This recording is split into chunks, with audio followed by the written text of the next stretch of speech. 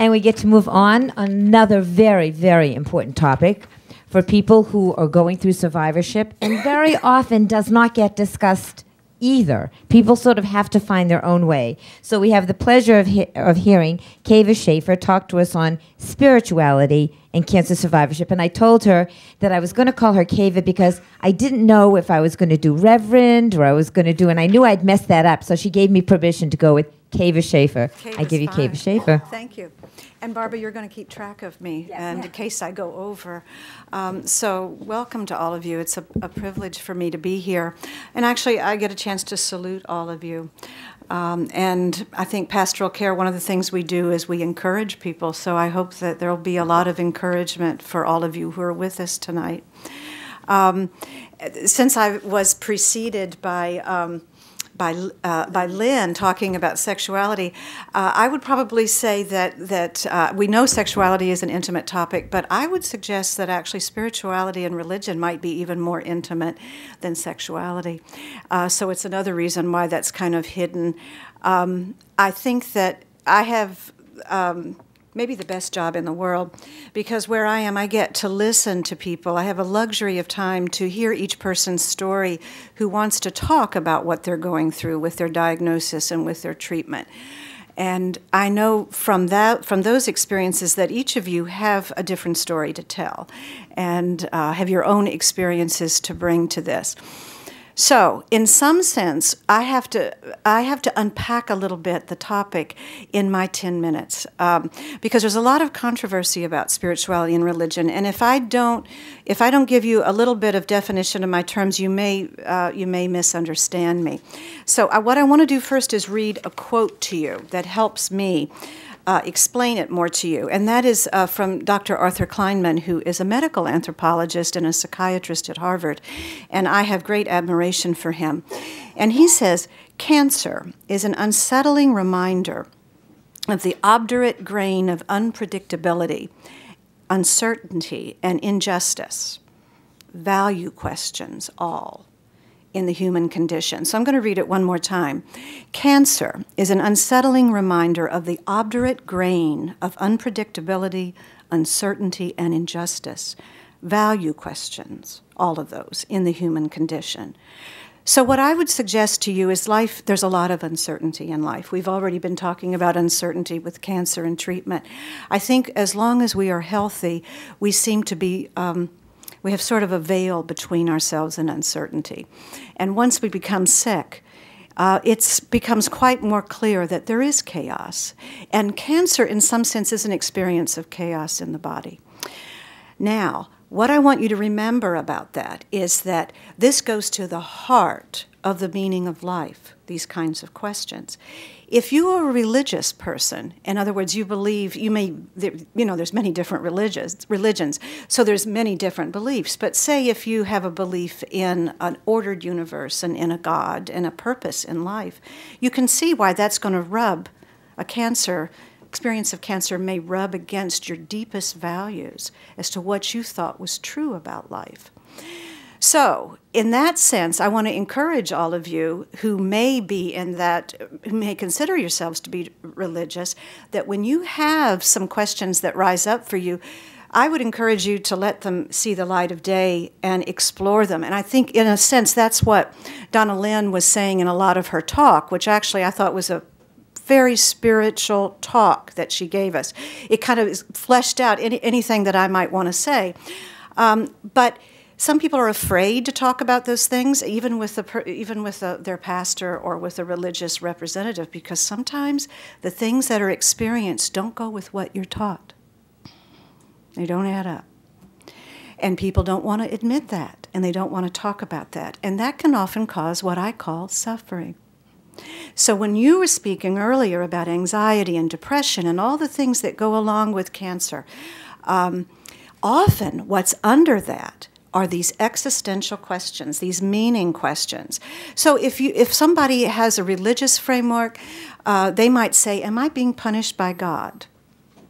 However, if you, and I believe everyone is spiritual, Everyone has a dimension for making meaning in their lives and having values and beliefs that go with those values.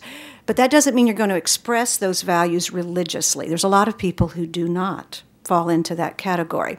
But let's say for a person who is not religious, they might not say, am I being punished by God? That person might say, did I do something wrong? That's what you said. Did I do something wrong? It's not real different, is it? It's, again, something about my responsibility for my illness, that's something I might have done that caused this. So these are all important things to deal with. Some of the questions, why me? Why did this happen to me? Now, I hear that all the time. That's bread and butter for me. It may take a while for somebody to say that till they trust me, and then it'll slip out, and they'll say, why did this happen to me? We can say, I think you even alluded to it, you can say till the cows come home, you know you didn't do anything to cause this. That doesn't really mean the person accepts that and really believes that. Another thing is, of course, your mortality. Am I going to die, or is there a limit on my life? I find that a lot of these questions that arise actually are a call to transformation, which I think is what Donna Lynn was talking about. But what I want you to hold in your thinking is that just like they can be a call for transformation, they can also be a call for distress if it's not dealt with, if it's not explored, if you don't find someone to speak to about that. Or as for a religious person, often someone will stop praying. People will not talk to anybody, and they shut down. And of course, how I see that is that you need all your resources when you're living with cancer. You don't want to be shut off from the deepest part of yourself when you're trying to deal with this and engage with this. So that's why I encourage you to not be silent about it once you find someone you can trust. Now, I'm sort of slanting on that side, but as I say, it's just as profound and just as worthy of engagement for the person who does not necessarily have a religious framework. So this potential for transformation or for distress, I mean, in some sense, we call that spiritual distress. And maybe to give you some way to think about this, that this is important, is that I work in a hospital setting, is that if you are in spiritual distress, meaning that your system of making meaning just isn't working for you right now, you can't be medicated by pain medication. So your experience of pain, physical pain, legitimate physical pain, is exacerbated by what you are worrying about, troubled about. And again, in this very profound sense of like, some of the questions would be, how have I lived my life? Have I lived my life in a way that, is this the way I want to keep living my life? Do I want to do something differently? I think that's why often, and I think maybe Barbara said this at the beginning, some people will say, well, I didn't, or maybe it was Donna Lynn, I wouldn't have chosen this. But boy, I seem to have come someplace different now, and I've gained a few things. There's some fruits from all this that actually are worth my encountering. So it's that, I think maybe we could call this spiritual growth. Often people will think that spirituality is warm and fuzzy. And sometimes it is. But I can tell you, we don't want to change very often if we don't have to. So those big leaps or those small leaps that we take in living with uncertainty sometimes come at us in a way that we really would not choose that if we could turn away from it. And I think often cancer does, we're just not allowed to turn away from it. And if you are able to face it down and to look squarely in the eye to what the questions are, what it says about you and your life, I can honestly tell you that a lot of the people that I've had the privilege to be with count that as blessing. Do feel that there's been a lot of fruit that has come to them.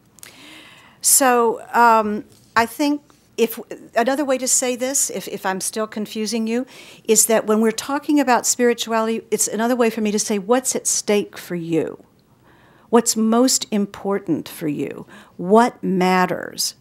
those are the things the things that you're passionate about, which are unique for each person.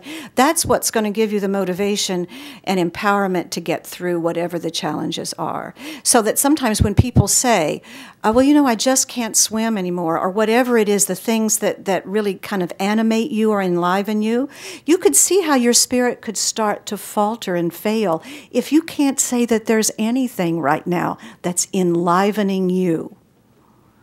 Enlivening you. What animates you?